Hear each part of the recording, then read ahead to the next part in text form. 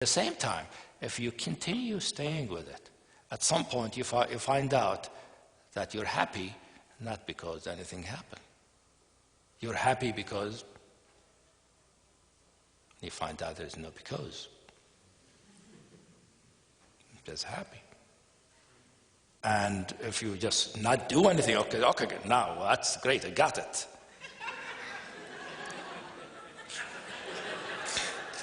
That's the next thing that happens. You see, usually we think doing something is punching it or pulling it. No, the other thing is hug it. That's mine, I got it. That's enlightenment. I'm all happy now. It's going to be like that. The moment we do that, we're interfering again.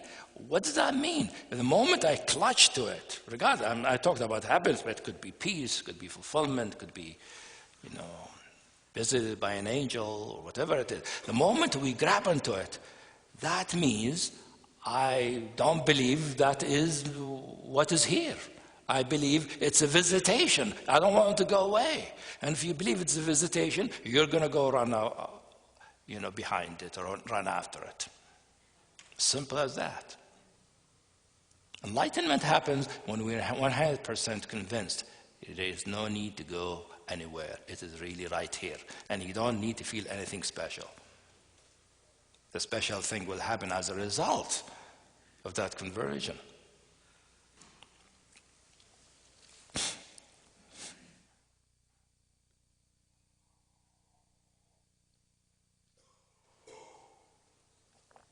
So it's really, what I'm recommending is something very gentle, compassionate and accepting kind of way of being with our experience, whatever it is. Just like when we are a good friend and we're being with somebody, how do? You're always telling them what to do and what not to do, or you're just listening, patiently, being kind and open, letting them open up, say things. After they tell you and they cry and they get mad, they feel fine. You don't need to do anything. You just need to sit and listen. Same thing with yourself. You see? Because that is the nature of our soul, of our consciousness. If we don't try to restrict it, if we don't try to bind it or direct it, it has its own intelligence and its own dynamic, creative holding and revealing what's about it, and it tends to reveal further and deeper components or dimensions of itself.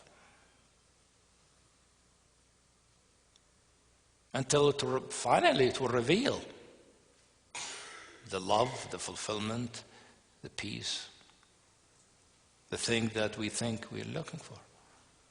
We basically just recognize it. That is something here, is a principle here also, that is missed by many people. And it is specifically missed by what are called non-dual teachings. Non-dual teaching, if you have noticed, some of you are smart enough, you probably noticed it, that when they're talking about a non-dual realization condition, they mean a particular enlightened state, but everything else is not it. Right? You're either in the non-dual condition, non-dual reality, or if you're not in non-dual reality, then you are in some kind of duality, and that's not it. That's how they look at it.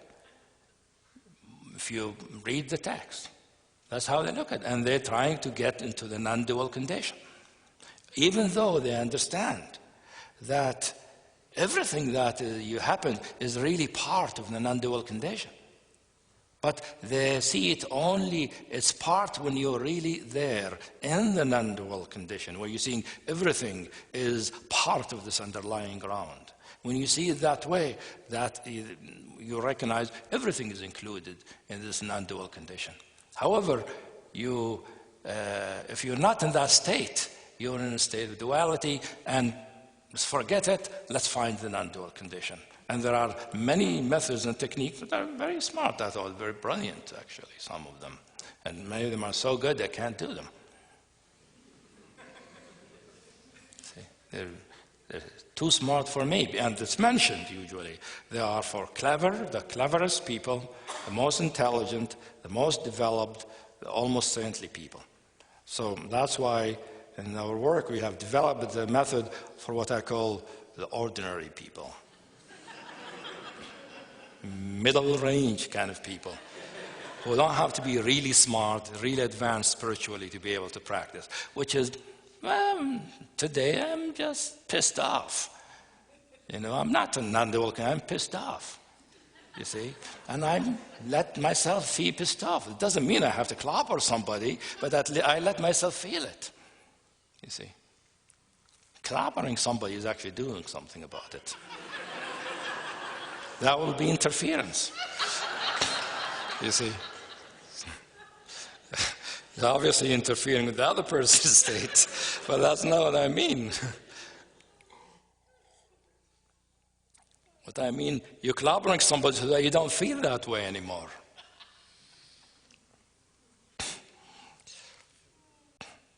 But the principle that I think tend to be missed by many non-dual teachings is that the non-duality is present whether we are in a non-dual conditions or not. Meaning, reality is non-dual. When non-dual mean that everything that we feel, our sadness and hurt and our bodies and our cars and our thoughts and they're all really not that separate from this underlying luminous ground that people call spirit or true nature. It's all really part of the same thing. It's all bubbling out of the same ground, you see. So if you see that, that's considered realization or enlightenment or recognizing the non-dual condition. And one thing we see in our teaching is that because that is the case, because the non-dual condition is the true condition of reality, even when we are not experiencing the non-duality still exists. And because it still exists, I take any experience, if I just let it be, it will bound to be connected to the ground because it is already connected to the ground. I might not see it that way. Many of the teachings say, no, anger, this is a poison, this is a passion, this is interfere. Let it calm down. Let's do antidotes to it, or let's do something, transform it or another. I mean, you're not recognizing that we let it be and to reveal its truth.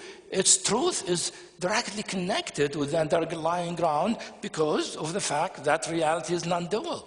The fact that I'm not seeing the non-duality does not eliminate the fact it's non-dual. And because it is non-dual, whatever I'm experiencing is bound to be connected with this beautiful ground that all spiritual people are panting after.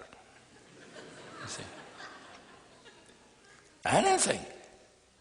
Anything is really, and the connection usually doesn't necessarily arise at the beginning as a shaft of light or some kind of an angel coming and telling you, yes, this emotion, if you really heed it, will take you to the promised land. Doesn't happen that way. The more it happens, the light, because the underlying nature is an illuminating light. What happens is that as we experience something, let it be, we begin to recognize it, we begin to know it, we begin to understand it. It begins to make sense to us. Our experience become a meaningful experience. I'm not just sad. There's a reason for the sadness. The sadness is connected with such and such and such a thing. And it's possible to understand that. And we understand that is a kind of illumination. And that illuminates light, it happens because of the non-dual condition. If it wasn't non-dual, there isn't a light there that appears as understanding. So the insight and the understanding that we can have, and the recognition, all of these things are really just the light breaking through.